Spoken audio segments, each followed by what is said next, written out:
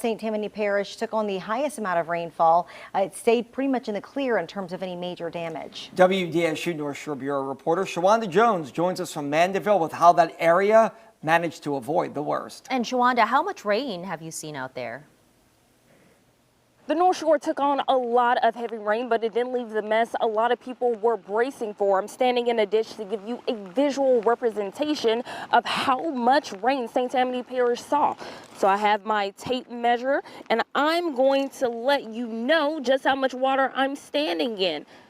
I'm standing in about 4 inches of water, but if you look down here, that's about 7 inches toward the end of the ditch, and that's just how much the parish saw today. And a lot of people could think, well, where's the flooding if we took on that much water? I spoke to leaders and they say when you prepare for events like this, you don't have to worry about flooding. Cleaning crews across the parish and Slidell work on a 12 to 18 month schedule, cleaning canals, clearing drains, and dredging ditches.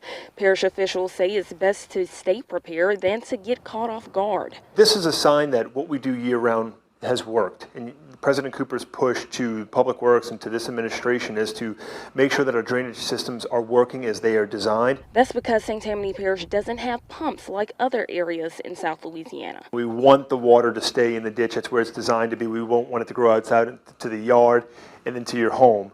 But again, we fared well so far, and hopefully that'll be the case through this. But again, a sign of what you do year-round, it pays off on days like today.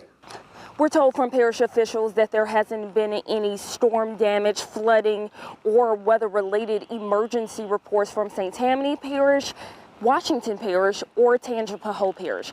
Reporting from Mandeville, I'm Shawanda Jones, WDSU News.